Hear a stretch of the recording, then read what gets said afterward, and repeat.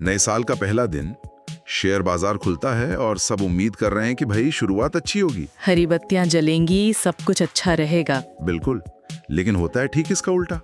बाजार में तो जैसे भूचाल आ गया। और क्या भूचाल, आईटीसी जैसा हेवीवेट स्टॉक निफ्टी 50 का वो 10% से ज्यादा टूट गया। ये पिछले 6 सालों में एक दिन की सबसे बड़ी गिरावट थी। और उसकी साथी कंपनी गॉडफ्रे फिलिप्स, वो तो लगभग 20% तक नीचे चली गई। धड़ाम से निवेशकों में एकदम हड़कंप मच गया कि भाई साल के पहले दिन ये क्या हो गया। और वजह थी एक ऐसी खबर जिसकी किसी ने दूर दूर तक कल्पना भी नहीं की थी। हाँ। सरकार ने वार्षिक बजट से ठीक 1 महीना पहले 1 जनवरी को ही तंबाकू उत्पादों पर एक नया उत्पाद शुल्क लगा दिया। Excise duty. हाँ, एक्साइज ड्यूटी की घोषणा कर दी।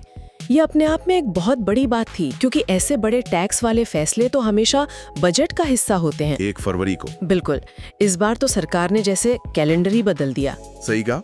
तो आज हम इसी कहानी की तह तक जाएंगे। ये सिर्फ 2 कंपनियों के शेयर गिरने की खबर नहीं है, ये तो एक पहेली है। और आज हम इस पहेली के 3 बड़े हिस्सों को सुलझाने की कोशिश करेंगे। पहला, सरकार ने आखिर ये किया क्यों? बजट का इंतजार किए बिना ये ऐलान क्यों? इसके पीछे रणनीति क्या थी? हाँ। दूसरा, इसका असर 2 भाइयों जैसी कंपनियों आईटीसी और गॉडफ्रे फिलिप्स पे इतना अलग अलग, मतलब जमीन आसमान जैसा क्यों हुआ? और तीसरा, इस पूरी कहानी का अंजाम क्या होगा, कंपनियों के लिए, निवेशकों के लिए और हम आप जैसे आम लोगों के लिए। चलिए तो फिर इस पहेली को एक एक करके सुलझाते हैं। शुरुआत करते हैं उस घोषणा से जिसने पूरे बाजार को हिलाकर रख दिया। तो सबसे पहले उस माहौल को समझते हैं। देखिए, बाजार और निवेशक वो 1 फरवरी के लिए हमेशा तैयार रहते हैं मानसिक रूप से। हाँ, उन्हें पता होता है कि बजट का दिन है, कुछ ना कुछ होगा। बिल्कुल, कुछ टैक्स बढ़ सकते हैं, कुछ घट सकते हैं, नीतियों में बदलाव हो सकता है। एक तरह की कह सकते हैं अपेक्षित अनिश्चितता होती है। Expected uncertainty. हाँ, लेकिन इस बार सरकार ने 1 जनवरी को ही ये बम फोड़ दिया। ये पूरी तरह से स्क्रिप्ट के बाहर था। और बाजार की इतनी तीखी प्रतिक्रिया के पीछे यही सबसे बड़ी वजह है। बाजार को सिर्फ अनिश्चितता से डर नहीं लगता, उसे अप्रत्याशित निश्चितता से भी उतना ही बड़ा झटका लगता है। अच्छा, ये दिलचस्प बात है। सोचिए, जिस फैसले पर अगले 1 महीने तक अटकलें लगनी थी, बहस होनी थी, ब्रोकरेज हाउस अपनी रिपोर्ट्स बनाते, वो सब एक झटके में खत्म। सब खत्म। सरकार ने सीधे नतीजा सुना दिया। इससे एक शॉक वेव पैदा हुई और किसी को संभलने का मौका ही नहीं मिला। तो अब ये समझते हैं कि ये नया उत्पाद शुल्क या एक्साइज ड्यूटी आखिर है क्या। इसे सरल भाषा में समझने की कोशिश करते हैं। असल में ये सिगरेट पर लगाया गया एक नया टैक्स है। जो आंकड़े हमें मिले हैं उनके मुताबिक प्रति 1000 सिगरेट स्टिक्स पर 2050 रुपए से लेकर 8500 रुपए तक की बढ़ोतरी। हाँ, 8500 रुपए तक की। अब ये रेंज इसलिए है क्योंकि सिगरेट की लंबाई और फिल्टर के प्रकार के हिसाब से टैक्स अलग अलग होता है। अगर इसे और भी आसान भाषा में समझें तो एक सिगरेट पर इसका कितना असर पड़ेगा? अगर हम इसका हिसाब लगाएं तो हर एक सिगरेट स्टिक की कीमत में लगभग 2 से लेकर 8 रुपए 50 पैसे तक की सीधी बढ़ोतरी हो सकती है। अरे बाप रे। मतलब जो सिगरेट आज 15 रुपए की है वो 17 से 23 रुपए तक की हो सकती है। ये बहुत बड़ी बढ़ोतरी है। और यहाँ ये समझना जरूरी है कि अर्थशास्त्र की भाषा में इस तरह के टैक्स को सिन टैक्स कहते हैं। सिन टैक्स यानी पाप कर। ये शब्द काफी दिलचस्प है। हाँ, और इसका मकसद भी दोहरा होता है। पहला, सरकार के लिए राजस्व कमाना, जाहिर है, क्योंकि ऐसे उत्पादों पर टैक्स बढ़ाने से सरकार को अच्छी खासी कमाई होती है। और दूसरा मकसद होता है इन उत्पादों को महंगा बनाकर लोगों को इनके सेवन से हतोत्साहित करना। मतलब एक तीर से 2 निशाने, सेहत भी सुधारो और खजाना भी भरो। बिल्कुल। और ये सिर्फ सिगरेट तक ही सीमित नहीं है।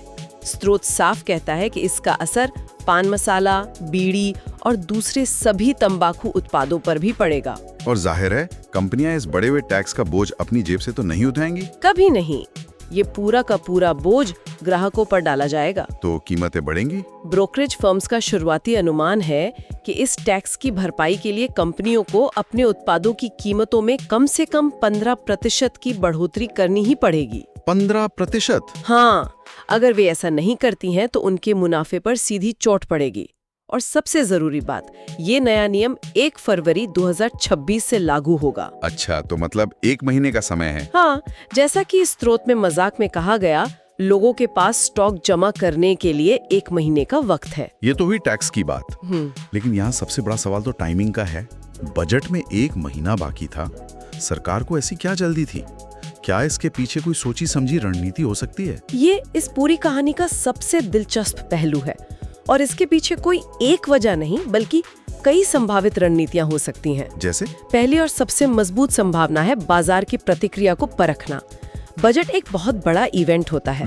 अगर सरकार बजट के दिन ही 15-20% टैक्स बढ़ाने का ऐलान करती तो हो सकता है कि बाजार में और बड़ी घबराहट फैलती। सही बात है। इस तरह पहले ही घोषणा करके सरकार ने बाजार को इस झटके को पचाने का, इसे एब्जॉर्ब करने का समय दे दिया। अब जब 1 फरवरी को बजट आएगा तो इस सेक्टर के लिए कोई और बड़ा सरप्राइज नहीं होगा। मतलब ये एक तरह का ट्रायल बलून था, ये देखने के लिए कि पानी कितना गहरा है। आप ऐसा कह सकते हैं। दूसरी वजह हो सकती है राजस्व के अनुमानों को पक्का करना। अच्छा। कि तंबाकू सेक्टर से उन्हें आने वाले साल में कितना अतिरिक्त राजस्व मिलेगा।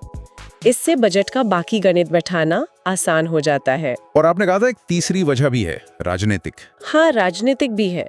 देखिए, सिन टैक्स एक ऐसा टैक्स है जिसे बढ़ाने पर जनता का विरोध लगभग न के बराबर होता है। कोई खुलकर ये तो नहीं कहेगा कि सिगरेट पर टैक्स क्यों बढ़ाया? बिल्कुल। तो ये सरकार के लिए एक आसान जीत है। बजट से पहले ही ये घोषणा करके सरकार ने एक सकारात्मक संदेश देने की कोशिश की है कि वे जन स्वास्थ्य को लेकर गंभीर है। एक पॉलिटिकली सेफ मूव है। एकदम। तो ये सिर्फ एक आर्थिक फैसला नहीं बल्कि इसके पीछे राजनीतिक और रणनीतिक वजह भी हो सकती हैं। अब आते हैं इस पहेली के दूसरे हिस्से पर, बाजार में मचा भूचाल। जैसा हमने शुरू में बताया, आईटीसी 10% और गॉडफ्री फिलिप्स 20% तक गिरे। जब आईटीसी जैसा बड़ा स्टॉक 10% गिरता है तो इसका क्या मतलब होता है? इसका मतलब बहुत बड़ा होता है। आईटीसी सिर्फ एक कंपनी नहीं है, ये निफ्टी 50 इंडेक्स का एक हैवी वेट स्टॉक है। जब ये 10% गिरता है तो इसका असर सिर्फ उसके निवेशकों पर नहीं बल्कि पूरे बाजार के सेंटिमेंट पर पड़ता है। लाखों करोड़ों रुपए का मार्केट कैप खत्म। बिल्कुल।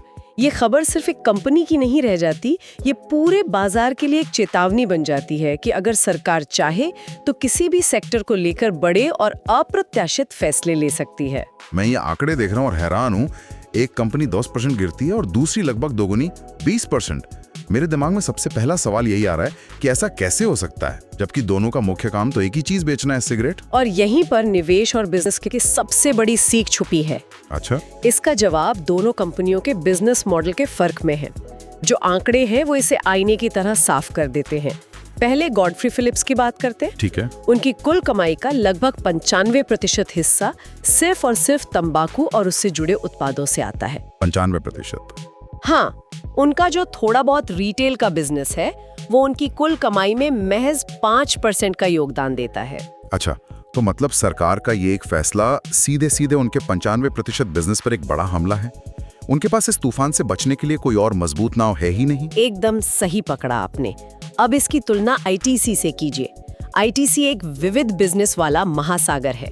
ये सच है कि उनकी कमाई का एक बड़ा और बहुत मुनाफे वाला हिस्सा लगभग 41% आज भी तंबाकू से आता है। लेकिन उनका बाकी 59% हिस्सा दूसरे बिजनेस से आता है। हाँ, दूसरे मजबूत बिजनेस से, जैसे कि 26% उनके एफएमसीजी उत्पादों से आता है। आशीर्वाद आटा, सनफीस्ट बिस्किट, यिप्पी नूडल्स, ये सब। बिल्कुल।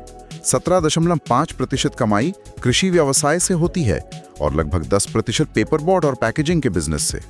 लेकिन एक मिनट, क्या ये तर्क थोड़ा ज्यादा सरल नहीं है?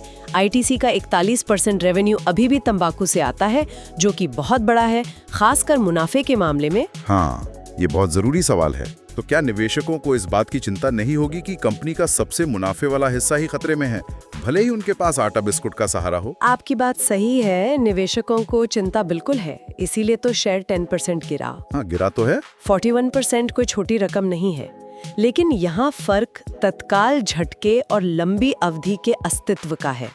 गॉडफ्री फिलिप्स के लिए ये एक अस्तित्व का संकट जैसा है, क्योंकि उनका पूरा घर ही तंबाकू की नींव पर खड़ा है।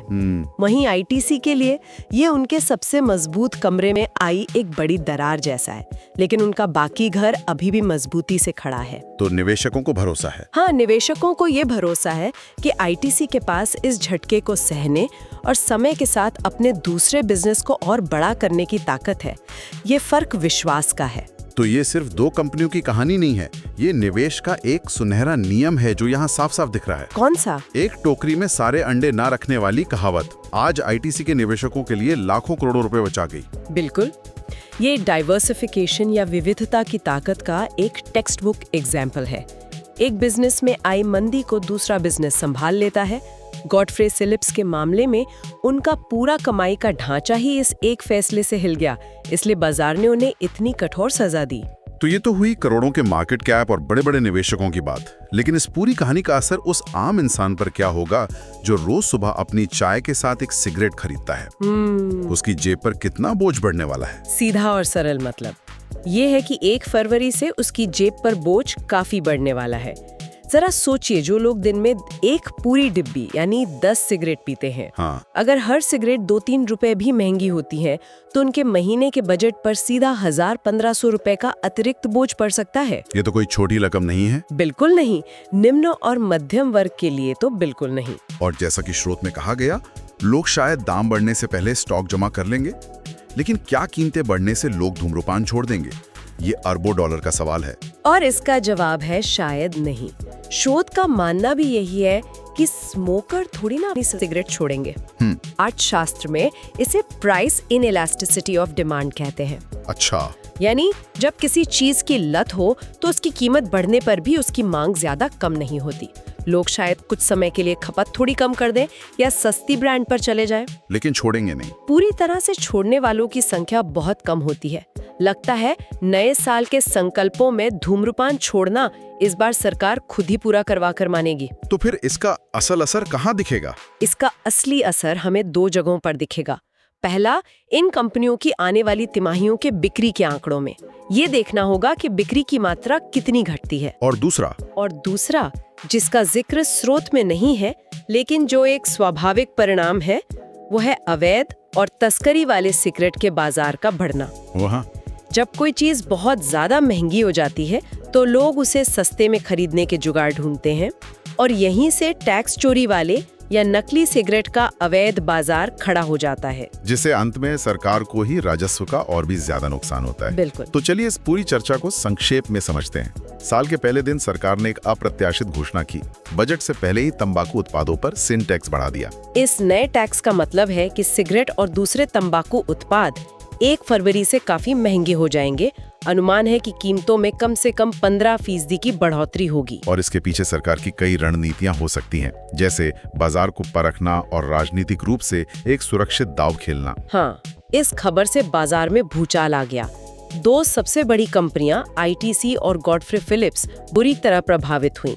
आईटीसी का शेयर 10% गिरा तो गॉडफ्रे फिलिप्स का लगभग 20%, और इसकी मुख्य वजह थी दोनों कंपनियों का बिजनेस मॉडल। हाँ, आईटीसी अपने विविध बिजनेस मतलब एफएमसीजी, कृषि, इन सब की वजह से इस झटके को बेहतर तरीके से सह गया, जबकि सिर्फ तंबाकू पर निर्भर गॉडफ्रे फिलिप्स की नींव ही हिल गई। तो ये एक टोकरी में सारे अंडे न रखने के सिद्धांत का एक सटीक उदाहरण था। बिल्कुल। और अंत में उपभोक्ताओं के लिए इसका मतलब है जेब पर भारी बोझ, लेकिन धूम्रपान की आदत पर इसका कितना असर पड़ेगा ये कहना मुश्किल है। और इस पूरी चर्चा से एक बड़ा सवाल भविष्य के लिए खड़ा होता है। ये घोषणा बजट को अंतिम रूप दिए जाने से कुछ ही हफ्ते पहले की गई। तो यहाँ श्रोताओं के लिए सोचने वाली बात यह है, क्या नीतिगत घोषणाओं का ये नया तरीका, यानी बजट जैसे बड़े इवेंट से अलग करके टुकड़ों में खबरें जारी करना, एक न्यू नॉर्मल बनने जा रहा है? अच्छा सवाल है। आज की तेजी से बदलती अर्थव्यवस्था में क्या ये सरकार का अपने फैसलों के प्रभाव को नियंत्रित करने और बाजार के झटकों को कम करने का एक नया तरीका है? इस घोषणा का समय आज की अर्थव्यवस्था में नीति निर्माण और उसके संचार के बदलते तरीकों के बारे में हमें क्या बताता है?